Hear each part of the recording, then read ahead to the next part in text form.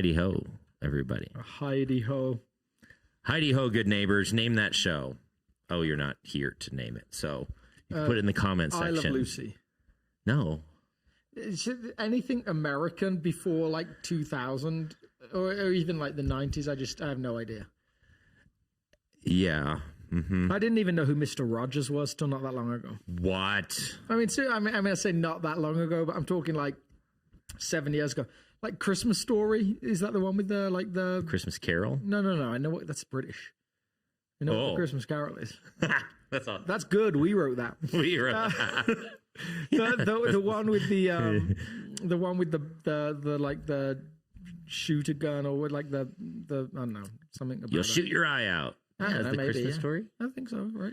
That's not one of our go-tos, so It's not, I don't actually, anyway, I know we did but, a whole thing, a church I was at, we did a whole like Christmas theme on it. I was like, I don't know what you're talking about.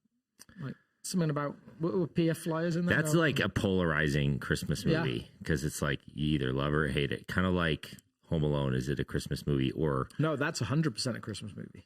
That's undeniable. Or not Home Alone. Die Hard. Die Hard, yeah. That's very much polarizing. Yeah, I was going to like Christmas. Home Alone's like... But Home Alone is polarizing. Oh. It's not polarizing whether it's a Christmas movie or not, but some people hate it and some people love it. I've just cut everyone that hates it out of my life. Well, I'll tell my wife that. They slowly find themselves. I love that we've just launched into a Christmas in June. Christmas in June on the Red Couch Theology podcast. Thank you for joining us. Even more obnoxious. Yeah, I'm grateful you all joined us today. The purpose we are here today is... We have gathered here today to celebrate. All right, carry on. You're trying to like actually make some sense out of this, and I am refusing. You're the one going on vacation. I'm like all unhinged. Carry on. I'm going to shut up for a second and look at some technology while you do an introduction. We are here today to talk about the Holy Spirit as part of a series we're doing on Pentecost. We're progressing through John chapter 14. If you've not read it, read it. It's a great chapter. It's also fascinating because it's not in any of the other three Gospels, or anything like it really is not in anything of the other three Gospels, to the point that some people are even like, no, this must have just been added later. But it's still like, to me, it feels like Jesus. It feels like the similar things he says in other places. It's not like a wildly different presentation of Jesus, but it does focus on different areas. So it seems like the focus is a little bit more on the internal conversation with the disciples. And I've always thought that in itself is fascinating. Like if they have 3 years with him, like imagine the number of strange conversations there must have been, like the late night conversations that must have turned to humor at times, like just the general, just everyday life, like all day, every day, just hanging out. I wonder if they got annoyed by Jesus sometimes. I would hope so. I get annoyed by Jesus sometimes in the sense of like he asks things that I don't want him to ask. Yes. So no, like I'd like to think he was never just not a good person. Yes. But I think that like. Well, that's a pretty good premise based upon the scriptures. Yeah, exactly. But like, but good people still annoy me. You're a good person. I know you all the time. So I think it's debatable on whether I'm a good person or not. But yeah, I see what you mean. But that like that sense of the amount of time that they got to spend together must have been incredible. And so for them, like this, like the John chapter 13 idea that I'm going away that we covered last week. All the more intolerable for them. For us, we kind of look back and we're like, well, yeah, of course he was going away. And, the reminder that the Holy Spirit is given is a good thing, but we don't have the sense of loss. Yeah, so for this week's episode, can you just give us a little background from last week? You just mentioned it in passing, but if someone missed last week, could you catch them up, set the stage, what's going on before this upper room discourse takes place? Just real briefly, if you're more interested, you can go to last week's episode and hear a deep dive into that. Well, all of the Gospels spend quite a lot of time on the last week of Jesus' life. But John, I think, is the percentage-wise, is the largest. I think John chapter 12 onwards is all the last week. You might even include John chapter 11 in Bethany. That's pretty close as well. So there's this like triumphant entry into Jerusalem, huge crowds of people, everyone celebrating. The road splits as he walks into the city. He can go to the law courts or the legal sort of area, and he can start a revolution, or he can go to the temple and start teaching. And just based on the makeup of the disciples, there's probably at least a quarter of them that are like, we should go and we should rebel. I mean, Judas seems like he was probably a zealot. Simon is called a zealot. Like, there's at least a couple of them that are training in secret to overthrow the Romans. So there's all this expectation, like thousands of people chanting his name. So it feels like the moment has come. It's about to start. Yeah. We've been prepping, we've been in training, and we're finally... Very Star Wars, like, when they're attacking the Death Star. It's a trap! Or something like that. Yeah. And then we get to this moment, and he's like, I'm out. Well, then we have the Passover meal, or the pre-Passover meal, and the washing of feet, and the language has definitely shifted at that point to, I'm leaving. Yeah. And he specifically says, like I said to the Pharisees, I'm going and you can't come. Yeah. He's like, man, for a guy who's starting revolution, he's sure talking about dying / ditching us a lot. Yes. Yeah. This is starting to get concerning. Mm-hmm. So that, for him to say that, and then to try and say something like, oh, it's better that I go away, as he says in John chapter, kind of infers in chapter 14, but says explicitly in 16. Yeah. It's better that I go away. Which, again, like, especially in the context of 3 years of just constant everyday life. Like, how can they possibly believe that? Yeah, so he said some really disheartening things. Yeah. On the tail end of probably the pinnacle of some of their anticipation. Emotions are high, all of this stuff. And then he starts saying this, he's just laying it on thick. And then 14 hits, and he's like, all right, I can tell that the emotion in the room is not jolly anymore. Mm-hmm. Yeah. And he says, do not let your hearts be troubled. Do not let your hearts be troubled by the awfully troubling things that I've just spent the last chapter telling you. They're like, oh, that fixes it for us. Yeah, it's like me sitting down with my kids and saying, we're not going on vacation this year. Like, I played this joke on Elena the other day, and she completely fell for it. I said to her, and this only, I guess, makes sense if you've seen or read Matilda, the book and the movie, but I said to her, like, oh, yeah, no, you're not coming to England with us this year. You're going to stay with my great aunt, Agatha. She runs this school. And Elena's like, I didn't know you had a great aunt, Agatha. Like, what's the school that she runs? And I'm like, it's called Cruncham Hall. And she's like, slowly, like, she's like, wait, hold on a second. But it's similar. It's a similar, like, imagine your parents as a kid giving you terrible news. And then say, no, don't let it bother you, though.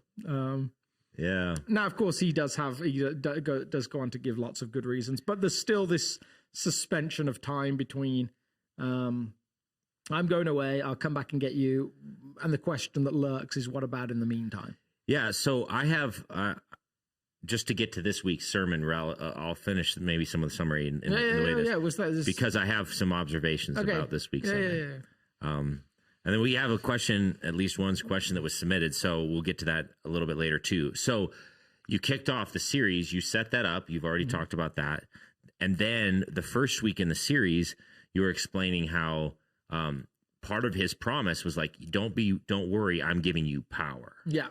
It's going to be okay. Yeah. You don't need my power. You don't need my direct personal, still on flesh and bone. Like, you don't need me doing everything. Yeah. In fact, I'm going to send you more power than you can possibly imagine. So that was your first week. Mm-hmm. And then we told people last week, this coming week, we're going to talk about comfort. Mm-hmm. Right. And that's where we're headed for this conversation. But you did something very different with the message. I don't know. I think I talked about comfort a lot. I know you did. But on a week that talks about the Spirit as comforter, you also talked about the Spirit as discomforter. Yeah, I guess I did. I think I loved it, by the way, in the most squirming kind of like convicting kind of a way. I loved it. Yeah, so I think. So don't say I'm not saying that, but I'm saying it was like unexpected. Yeah, I think. And I had several people say that.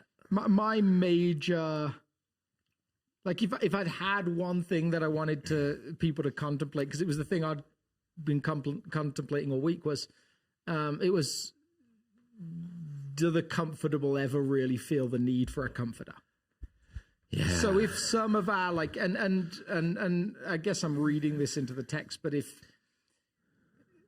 there's supposed to be a sense for us of need for the Holy Spirit, like I think we'd had conversations in the week before, hadn't we? Of like, well, how do you move a community? How do you move an individual towards like, no, I really am looking for the Spirit's presence. I'm desiring of it. I'm wanting it, which seems to be the mark of like. That's been the argument for the mark of every great revival. Like some people would say prayer, but actually no, prayer is still the outworking of desire. Yeah, there's been occasions where I'll lead this song called Breathe and I'll sing, and I'm desperate for you, kind of, sort of. Yeah, kind of. And I need you more than anything, kind of, sort of. But there's also the risk of I'm actually kind of okay. Yeah. Like everything's under control. Like I'm paying my mortgage. I have enough money in the bank to buy the necessities. Okay, it may not be a life of luxury. We may not have 2 brand new cars or whatever the metrics are. Define luxury. It's a moving target. Yeah, it totally is. Yeah. Yep. But it's not destitution. Mm-hmm. And it's not like, I was just reading the book, The Glass Castle, this week, and it's autobiographical, and the lady that wrote it is recording or recalling her life story, and how her dad would just at different seasons just almost disappear, and he was always trying to find gold in the mountains, but he was actually like down at a bar down the road, and she talks about going to the refrigerator, and there's like a stick of margarine in the refrigerator, and then she goes back that afternoon and it's gone. And she looks at her sister. She's like, wait, did you get bread to put the margarine on? And she's like, no, I just mixed it with sugar. Kind of tastes like frosting if you do that. Like that's like destitution. That's like, we've got nothing. And so if you're just kind of ticking over, now that desperation, I don't think it has to be a physical or a monetary thing. I think it can be a spiritual thing. But if you're honestly like just ticking over and you're like, I love Jesus, I'm present, I'm small grouping, I guess, or I'm doing some devotions and whatever. But if there's no real discomfort, do you ever really look for a comforter? Okay, so I feel like we should sit there for a second, because maybe that is the case. Maybe that is the role of religion and faith, is like you're just supposed to like leverage that to get to a place where you have enough physical and monetary comfort in life. Why do you even need faith if your family's healthy, your relationships with your family are good, you're generally kind of a good person, and you're not like detrimental to society, and you're happy? What's the role of faith in a society like that? Great question. Like, what do you need it for? And so part of what you talked about is like, no, we need this desperation. Let's try and like mess up all that comfortable stuff so that we need him again. But wait, isn't the target this comfortable middle class happy family life? Maybe it is.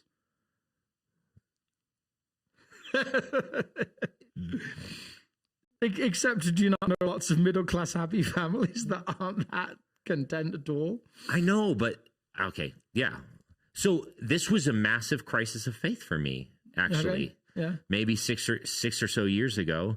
I was going to say, if it was this week, you worked through it pretty quick. I have massive crisis of faith. It was a massive crisis of faith on Sunday afternoon. You're like, define massive, because, yeah. And then I watched the Nuggets game and I was okay. I just realized that the more friends that I have that wouldn't call themselves Christians, would not call themselves followers of Jesus in any way, wouldn't even call themselves people of faith, the more friends that I have that are in that space, the more unexpected it was for me, because I grew up on the mission field. I had some relationships with folks there, but I wasn't like in a typical situation because it was a war-torn country. I didn't get deep relationships with unbelievers there. And then when I moved back to the States, it was like dive deep into a relationship, and all my friends were in youth group and all this. So I've been in like this Christian bubble pocket for a lot of my life. And then when I finally started building friendships with those out, I expected that, like, if you're not a Christian, your life's falling apart, obviously. Yeah. Like you're obviously going to be an alcoholic, or your marriage is falling apart, or your kids are horrible. There's something horribly wrong in your life. And therefore, the gospel is the solution to all of that pain and suffering. And then I started having friends, and some of them were even better than I was. They tried really hard to have healthy marriages. They were trying to pursue date nights with their wives. They were trying to be intentional in their parenting. They were trying to, and I was like, wait, the gospel that I believe, they don't need. Potentially. So what is the gospel then? And that was my crisis of faith. Do I even know the gospel? And if the gospel that I thought I knew isn't something everyone needs, then is it even big enough to follow? That was my crisis of faith. So fix it.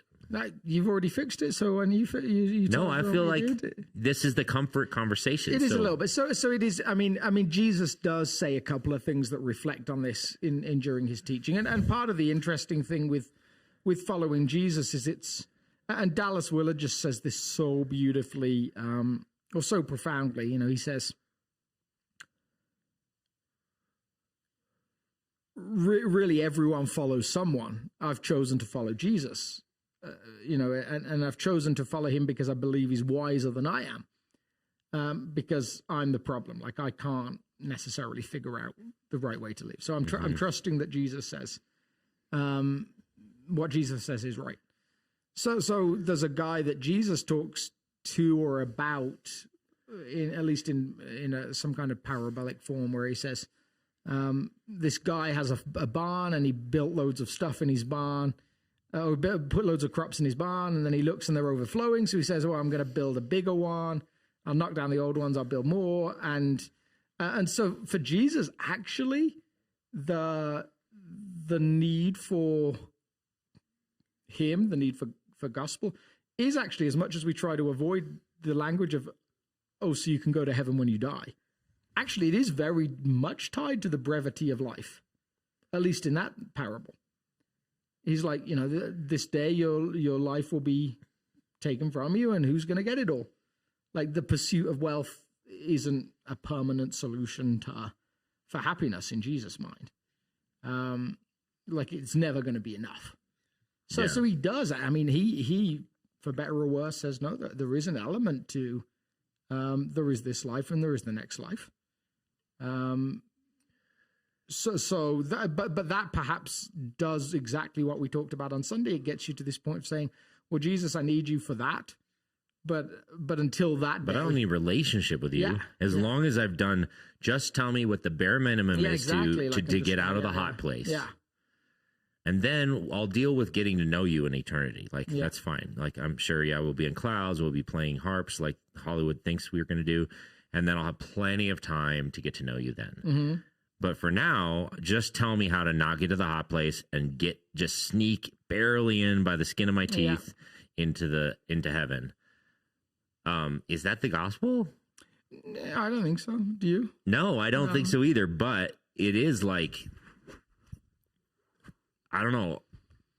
I feel like it's a subconscious feeling that many followers of Jesus have had in different seasons of life, because we get so bogged down with trying to survive and live and cultivate joy and all these things in our everyday lives that sometimes the gospel can feel so distant and removed from the everyday.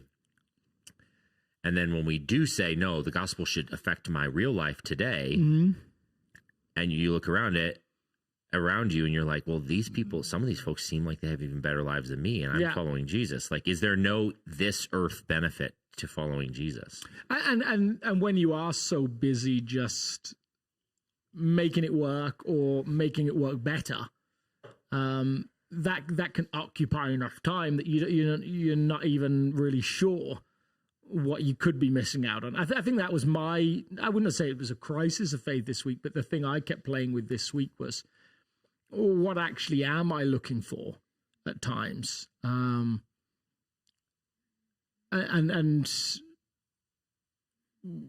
what is so comfortable about that? Or what feels so normal about that? Like I want to stay healthy. I want to improve the property I have, which isn't a lot of property, but I want to work on it. I want to whatever. And I think you can get to that point where you're like, is there any space for any sense of longing there? Yeah. So tell them about the illustration you used with Finding Nemo, because I think that was helpful for me. Yeah. So I mean, there is. So Finding Nemo is a story about a fish that gets fish napped, or whatever the term is for that, ends up in an aquarium. His dad goes to get him, but the weird part is the aquarium's perfectly designed for him to live in.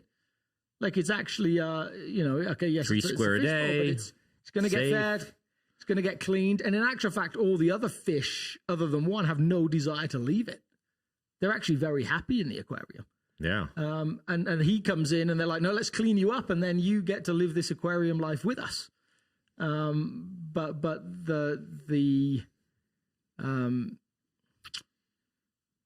deep ocean is what he's been made for, and that's where his longing still is. So I think for me, like that was part of I think part of the challenge for me was that I think there's been seasons of our life where we've just said like, oh, this is where we felt like God wanted us to be. And so we've switched something for something, we've moved somewhere, and it's been rich to listen to that voice of the Spirit and to be guided by Him. And then you can get to a place where actually you have more money perhaps than you've had before. You have a house that you actually want to live in, which we never really had before. We were always kind of floating and looking for something else. So you kind of start to get to that point where you start to get some of the things that you thought you wanted. And I think that's one of the things that makes you wonder, and we've used this quote on this podcast before, Oscar Wilde's like brilliant quote that the only thing worse than not getting what you want is getting it. Yeah. And so ultimately I wonder whether any of us that feel like, no, life is just satisfying, not living in this close communion with Jesus, or as Paul will phrase it at some point, with the Spirit of Jesus. Yeah. Because we've still got enough wants that we're chasing, and we've got some picture of like eventually we're going to get to this point where, okay, I've ticked off the last box. Good. Yeah. So there's a certain part of life that can be, Jesus might be somewhat part of it, but really most of the energy is trying to like experiment with like, well, maybe if I get married, my goals are to get married, get a house of some sort of like, not horrible, but not too much, but like some sort of level of good that I'll define later. Yeah. And then have some kids, have a dog, and then, okay, that's pretty much cracked. Now we just need to do like the kitchen renovation. Yeah. Yeah. And then that'll crack the code. And then we'll get the yard renovated, and we'll get it a place where we're kind of situated and we got some retirement. And then that part of life passes and you're like, it's still empty. Yeah. Okay, I guess a bigger house maybe. Like then you start grabbing at straws to find you decide meaning. We're going to downside. That's going to be the easy solution. We just need less stuff. We're going to sell everything and travel the country just together, like tap out of society a little bit. And I think that's where I like. Somewhere it seems to me that Jesus' argument here is yes, they're going to be in distinct situations where they need a comforter.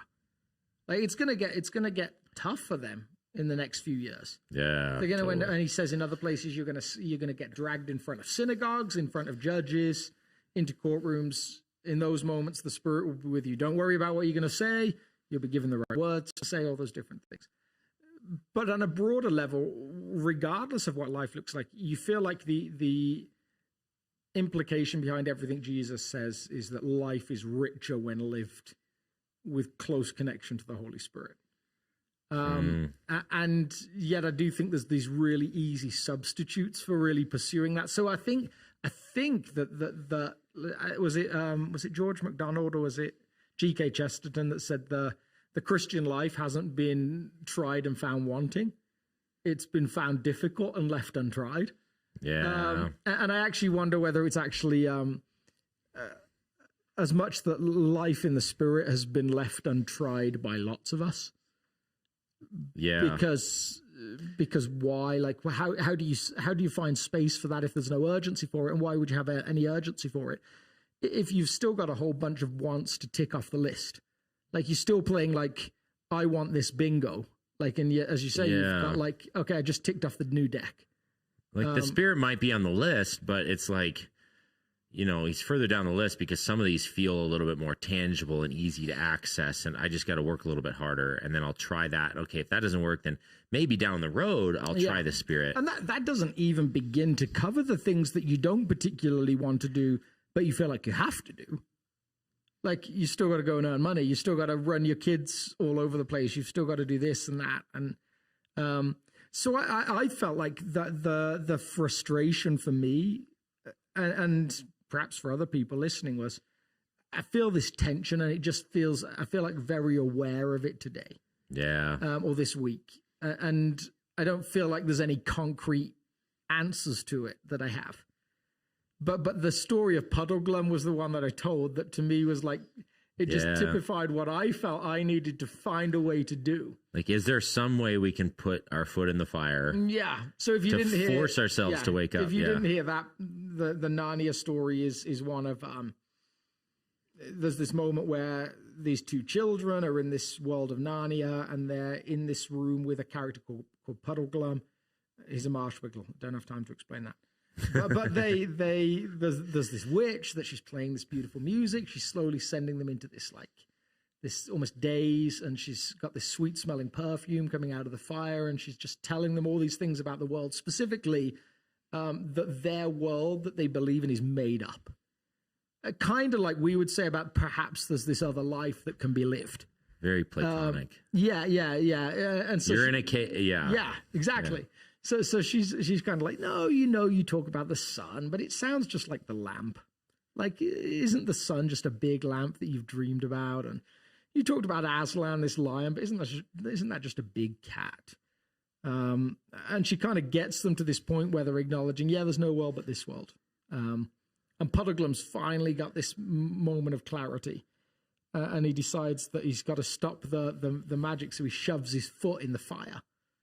And then in like this moment where his head clears, he looks at her and says, well, basically, you say this is the only world. If it is the only world, it's pretty incredible to me that us three kids playing a stupid game managed to create a world that's way better than your world. So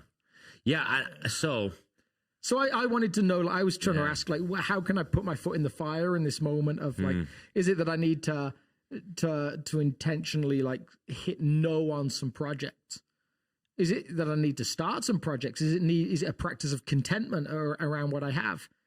Or generosity. Do we need to like give till it hurts even more? Exactly. That was another one that came to mind. Like, like this self-inflicted, like, I'm going to dream bigger than I'm comfortable with. And like, I'm going to pull the trigger. I'm going to, buy the tickets for the adventure that feels a little bit terrifying to me. I'm going to sign up for the counseling that I've been avoiding for ages. I'm going to talk to the parent that I've been ostracized from, that I've been avoiding. Like, whatever that is, whether it's sending an email, whether it's making a phone call, whether it's inviting someone into the home, whatever that looks like.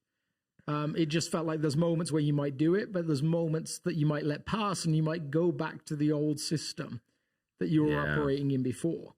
So I think, all those questions about the gospel and what is the gospel, and I think what I had to start to do and tweak is I had to start to believe that the gospel does answer this innate God-designed craving that we have to be part of this bigger, grander, more beautiful story that's beyond us. And so if you think about it, if that's been you, like every society in history is obsessed with story. It's obsessed with seeing a protagonist overcome some challenging thing. And so it's interesting that you have maybe, like your illustration, maybe we're a bunch of fish in an aquarium watching movies about fish out in the wild blue ocean, experiencing adventures, facing sharks, facing all of these things. And we're like, oh, it's so fun watching them experience that.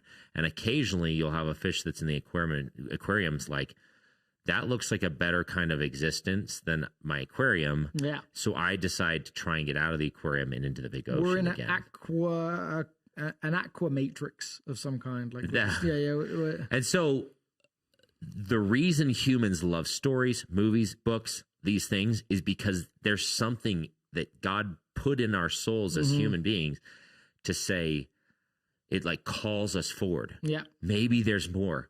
Maybe what if I could live like the protagonist on the screen, or like my favorite book that I read, and that's that little spirit saying, "Come forward, come forward, come forward." And I think that there's a warning to us, right? Because I think you acknowledged there is a life that you can live that's pretty pleasant to live. Yeah. But we've also seen like where that can lead in terms of there's almost no rich people that you seem to come across that are genuinely happy. There's almost no true hedonists that you come across that are genuinely happy.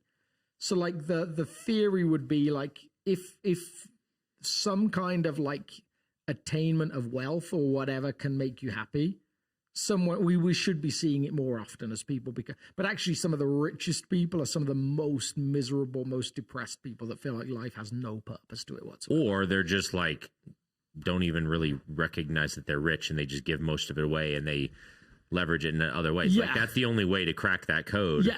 Where they leverage their riches not for themselves but for someone else. Like that's the weirdest thing about. Yeah. So it seems like there is this sense of like, oh yeah, everything's fine. But then there's also this other thing that seems to come up where people would say, oh, everything's going great, and then there's the moment where it's not going great, and that can just change on a dime at times. Yeah, like there's a diagnosis, there's a stock market crash, there's a business like litigation or something like that. There's those moments that hit and they almost throw this tiny little pebble under the wheel of the bike and it just feels like everything just hits you. Yeah. And it's those moments that even if you thought everything was fine, you feel like you desperately need this comforter. And then that's actually the beautiful thing about how God seems to work with us. He's like, yeah, okay, I'm still here. Like, yeah. So what's weird is like, so even though I kind of, maybe straw manned you in the beginning and said you talked about the Spirit as comforter and discomforter. Actually, they're both different expressions of comfort. Yeah. In one sense, if you're in crisis and you're obviously in crisis, it feels like you're in crisis monetarily, relationally, whatever it is, and you're like, I need a comforter. Or if your life situation's relatively quote unquote comfortable, but your soul is in crisis, and there's like this little voice deep down inside of you that says, there's gotta be more than that. The Spirit's willing to come in and comfort you to that destination, which might mean it jacks up your whole middle class home. Yeah.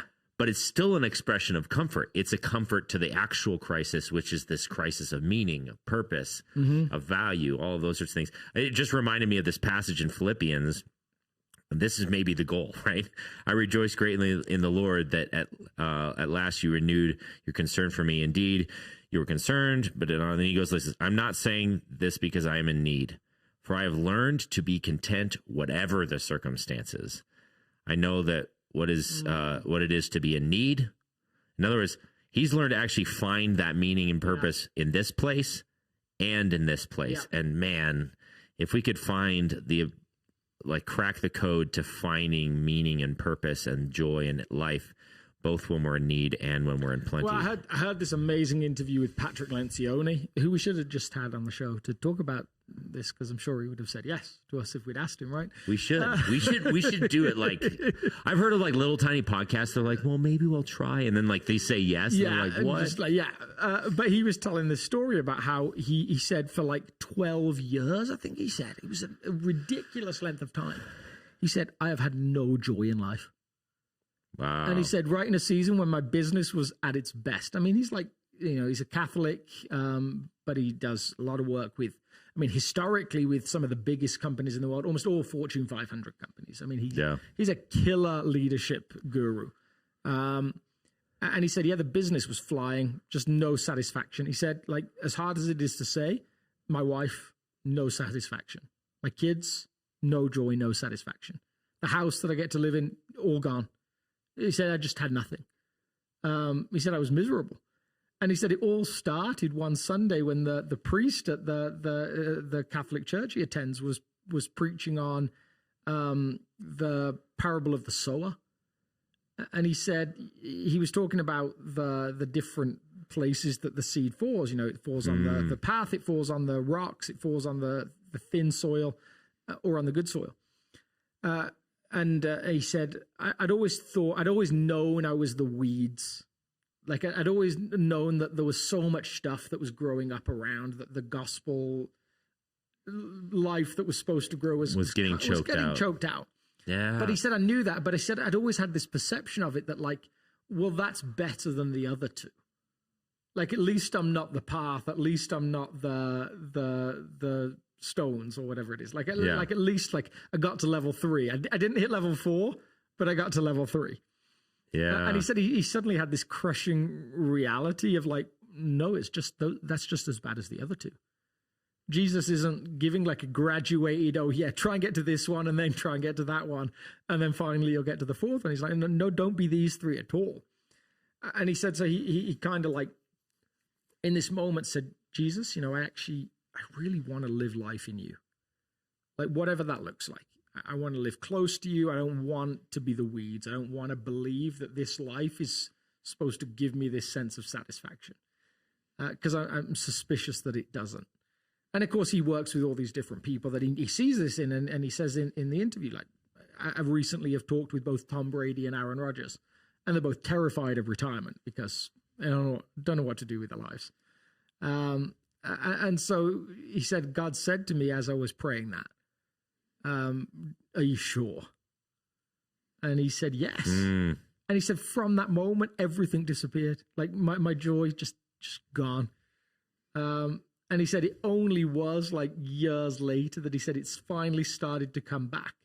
But it actually took all of that to give me that sense of discomfort.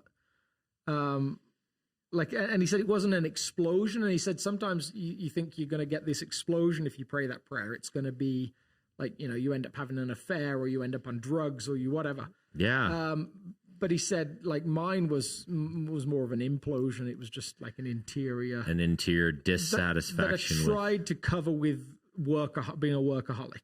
Yeah. It was just really interesting. There's a song I asked the Lord, I think it was written by John Owen, a poem. It says, I asked the Lord that I might grow in faith and love and every grace, might more of his salvation know and seek more earnestly his face. And then the kind of the punchline of this poem is, so I asked the Lord to grow, right? And then he's like, and then it went horribly wrong.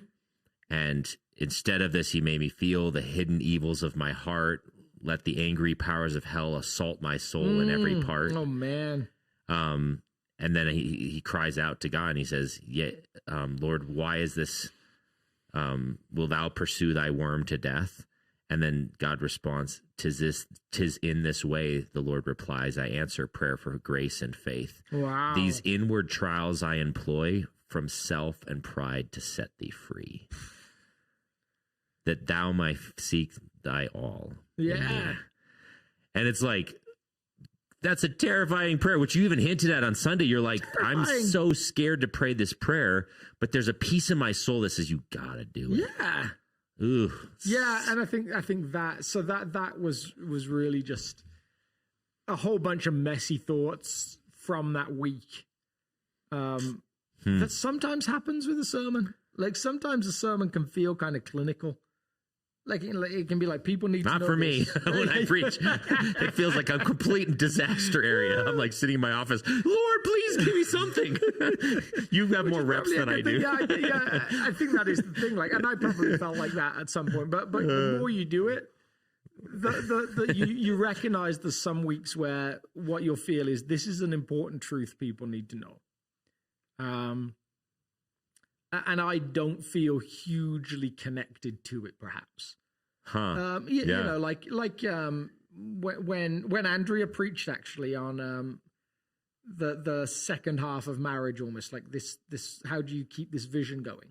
Yeah, well, there was this time where she was like, "I'm not sure I have the space to do that. I don't know if I feel ready to do that." And I was like, "Well, I'll probably end up doing it if she doesn't." Like, could I have found something to say on it? Yes. Like, would it have had the same resonance? Probably not. Like, can you at times? And I think I found that as a youth pastor, there were seasons where I was genuinely going through, like, what you call, like, not crisis of faith maybe, but at least, like, these deep contemplations about, like, who is God really? Like, and what does following Jesus really mean? And all of these questions floating. And I'd end up speaking at a youth event. And I'd get up and tell them Jesus loved them. He had a plan and purpose for their life, and their call was to follow him. Like, there were moments I got up and I would say it, like, not flippantly. I would say I did my flipping job. Like, I really did. But if I'd have shared the internal workings, it would have felt like just, you know, like vomiting into the room almost. Yeah.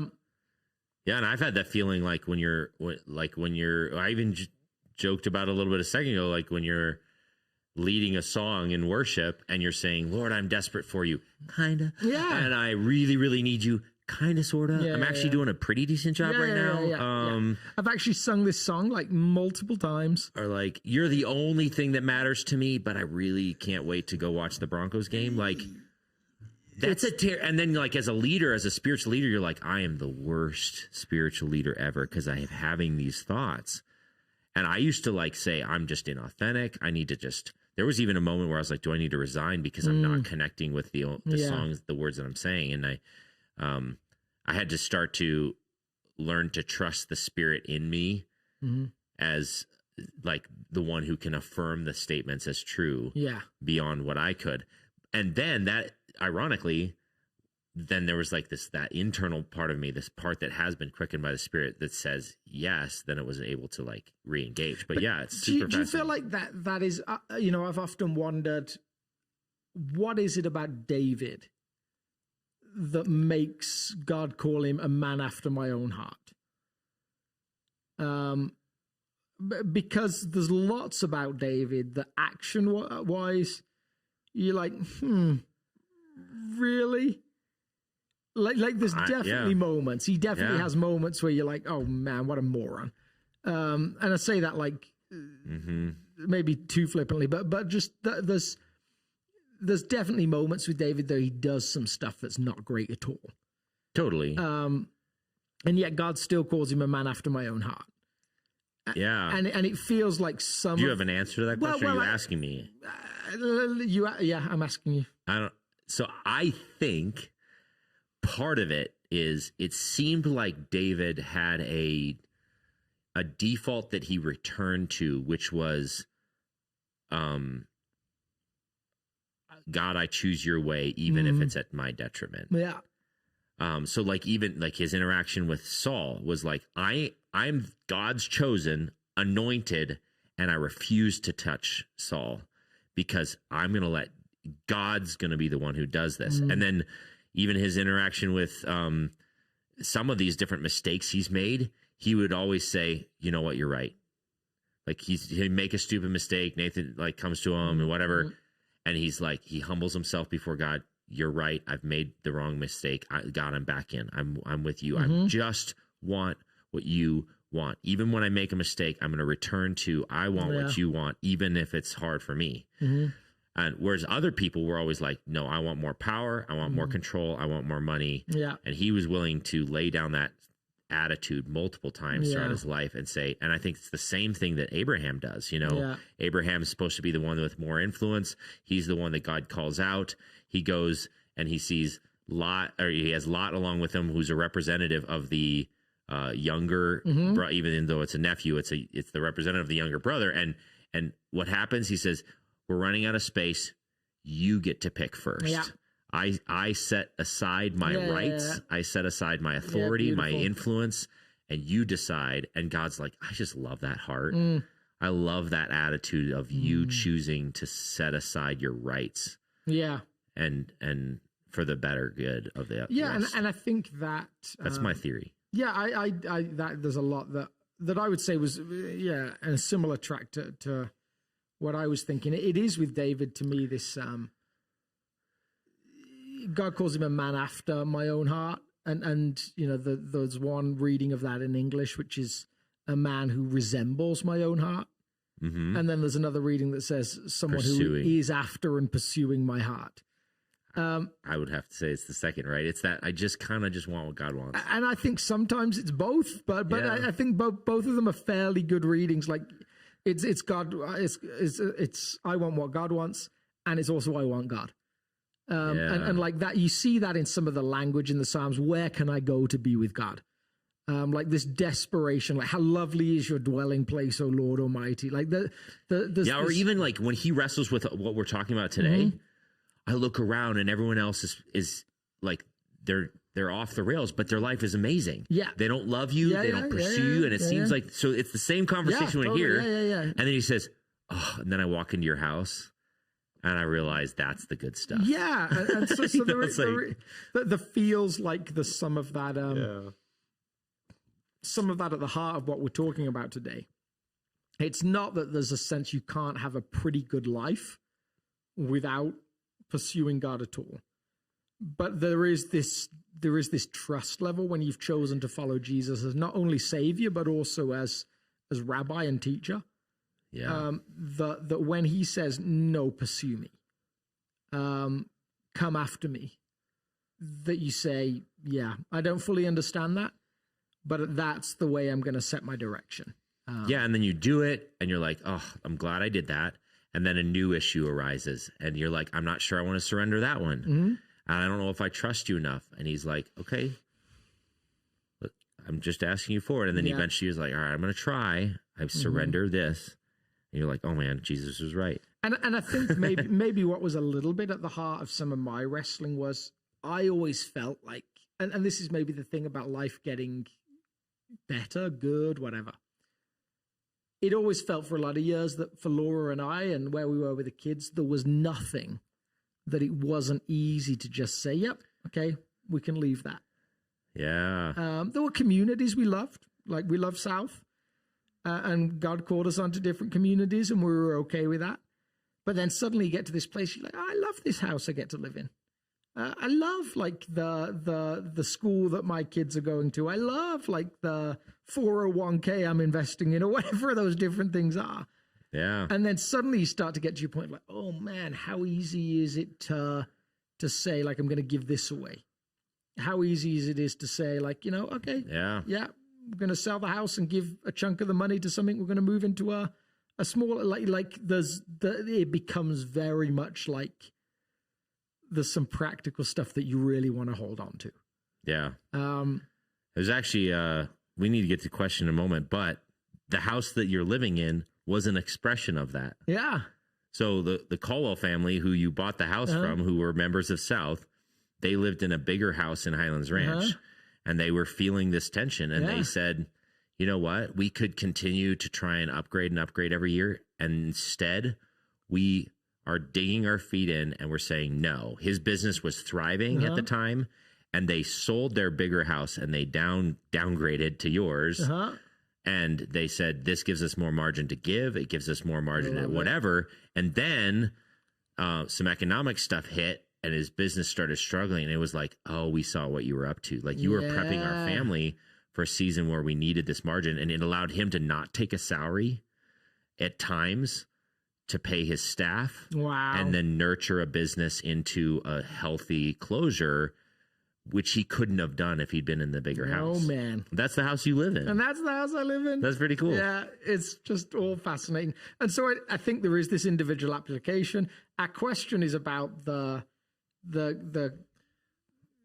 corporate application. How does it affect? I'm going to let you read because I'm a bad public reader without rehearsing. I appreciated the encouragement Sunday for us to seek the full nature of the Holy Spirit as one who... I can't read the end of the question because it's not on the screen. It's cut off. Whoa, whoa. Come on now. Can I Probably. Come on. Make the box bigger. Make the row bigger. Alex is teaching me how to use technology. I'm going to see if I can... What the heck? I want to get to the edge of the row, but it won't let me. What happens if you just make this row bigger right here? Oh, that row. Yeah. Look at you knowing how to work technology better. No, it's still not going to work. Is that all of it? Yeah. I think it is. Perfect. As one who stands up for us and stands alongside us. So that dual element of how the word advocate works. Calling us out of our comfort places to depend upon the Spirit's help. It struck me reading through Acts that perhaps this is both an individual invite as well as a corporate one to the big C church and local gathering of believers. Might you agree? And if yes, where do you sense the Spirit encouraging South as a body to swim out of the aquarium and into the ocean, to step into discomfort as we rely on the Spirit? That's such a good question. Such a good question. Such a good question. Y'all are so smart. And the easy part is, right, might you agree? Yes. I do agree. What it means... I think, I don't know if I feel comfortable going, still even wrestling with what does it mean individually? What does it mean for South right now? Do I believe that's our call? Absolutely. I would say that actually the current elder conversation we're having at the moment is like a microcosm example of that. Yep. I would maybe say it's bigger than a microcosm. Yeah, maybe. So there was a. Some of our listeners don't know. Yeah, and so if you don't know what that is, right now we're having a conversation at South as to whether eldership, as it has been historically at South, is simply a male role, whether it's open to women as well, and we have people on both sides of the argument. Yeah, brilliant. God-fearing, Jesus-loving, totally, Bible-believing. And there are theologians on both sides of the argument. Yep. So in-house at South, it's split. In the world of in the academy, it's split. And so there was a sense for me as we started to nudge at this question. And we did a whole discernment process that Bill, our lead elder, led us through around asking God, should we really pursue this question? And I had this sense that there was a few years that we could let go by where we could try and not deal with the question, that we could just let things be as they'd be. Yeah. But I was also aware that there were a bunch of people that were like, look, what's the why here? What's the reasoning? Run me through the scriptural arguments. People that are intelligent people that can look at scripture and say, yeah, is that really what it says? So it felt like that there was this possibility. Let's continue with the somewhat comfortable. What do they call it? It's called a detente or something like that. Like this somewhat of a peace. It's not a full peace. It's not like a complete ending of sensation, but it's almost like a truce. It's like we've kind of, no one's firing shots right now. We're continuing, just almost burying our heads in the sand a little bit, pretending it's not a big deal. Or we could kind of pursue the question, which would stir up waters. Which is why I actually would say it's not just a tiny microcosm. It was I think honestly, and this is me, I wasn't part of the decision-making process to say we're going to have the conversation or anything like that. I'm glad we are, but I wasn't part of that. So I'm a little bit of an outside observer at how the elders have approached this. I think the bigger, scarier, more terrifying part of this conversation has been to have the conversation. Once and when and if, and the board may decide we're going to table this in the future, whatever, That's actually the smaller decision. The bigger decision, because actually it's super duper easy to just say, we're going to not talk about this. Yeah. Because if we do talk about it, this final decision feels like it's looming in the future. And then we are going to actually have to have the hard conversation. We're going to have to say there's people who disagree. We're going to have to do this. We're going to have to do that. So that just saying we're going to talk was the scariest part of the puzzle for me. Maybe it didn't feel like that to the elder board, but that's why I think you guys went through that discernment process and said, is this even a conversation we should have in this season? Is the community healthy enough to have this conversation? Are we mature enough to have this conversation? And if we do, how do we do it in a way that's honoring to Jesus? And then once you pulled the trigger and said, we're going to have the conversation, ooh. Yeah. But I've loved seeing it. And I think that to some extent, that's us being out in the big ocean, because it's saying, no, we're not going to bury our head in the sand. Yes. We're not going to let these questions just loom underneath the surface where people are whispering in dark corners. We're going to say, let's bring it out in the light. Let's talk. Yeah.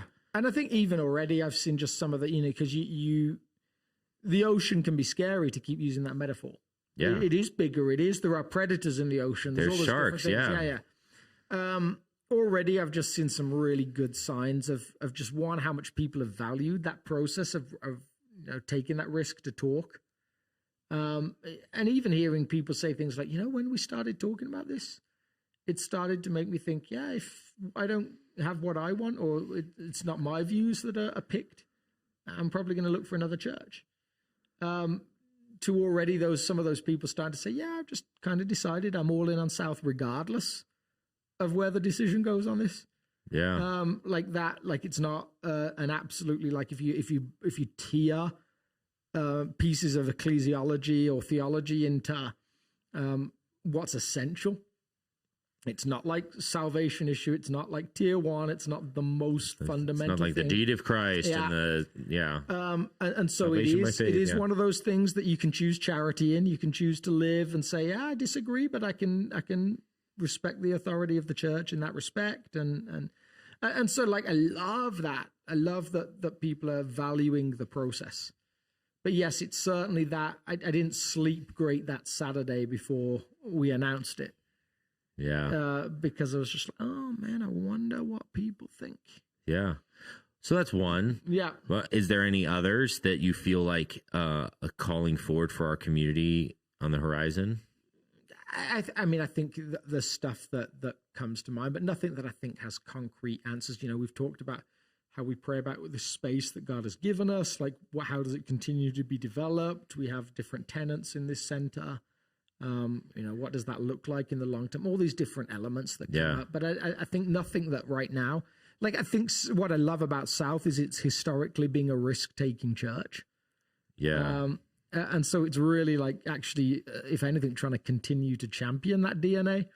Yeah. As opposed to...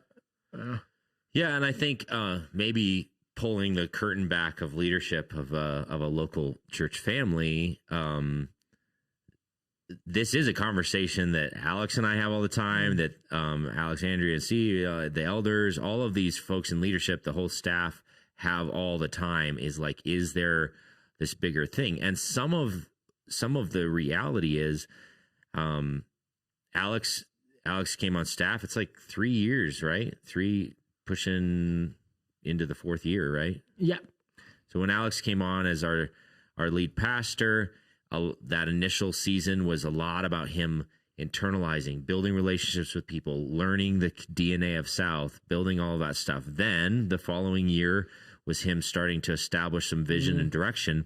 And then it takes, this is true for any community, it just takes a long time for a community to ingest vision. Well, especially the churches. Churches are slow-moving animals. Yeah, we hang out once a week. Yeah.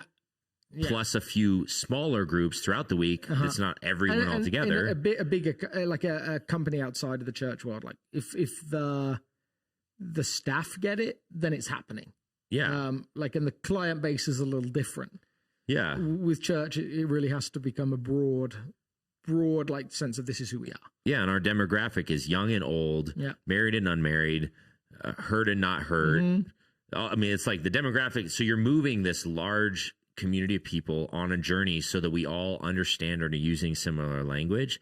And then once you start to use similar language, that's when you can start to say, all right, we're ready to pull the trigger on some bigger initiatives or whatever you want to call them to swim in the ocean. Yeah. But I would venture to say all of that's swimming the ocean. Yeah, absolutely. Now, if we get stagnant in some other ways, hey, give us a shout out. Yeah, I would love that. That'd be intriguing. That'd be fun. We'd love to know when you think, what parts of South feels like an aquarium to you? Yeah. And, you can answer that. Yeah, I think there's a lot of fun adventures ahead of us. But, I'm scared to hear the answer. Yeah. Put in comments below what parts of South feels like an aquarium to you. But we've been going for an hour. Whoa. Oh, yeah. Time flies when you're having fun. It does indeed. Anything else you want to say? I'm good. Put your foot in the fire. Yeah, well, I will. Not you. You're like, Aaron's yelling at me now. No, Alex is going to be, couple heads up, we are going to have some change in episodes, not next week. Yeah, next week. Yeah, next I week. will not be here next week. Actually, I think we're probably going to cancel next week's episode because both of us will be out. Yeah. Oh, man. No, the week after. The week after, yeah. Week after. So 2 weeks, we probably will have a canceled episode. Put us on auto download and just catch us when he catches. That's right. So anyway, just a little heads up there. Like, comment. We would actually love some feedback on some of those things or questions. We'd love to hear that. And I'm just trying to milk it beyond this so I can find my button to hit Awkward stop. ending as normal. Yep. Welcome to the Red Couch Theology podcast where I don't know what I'm doing.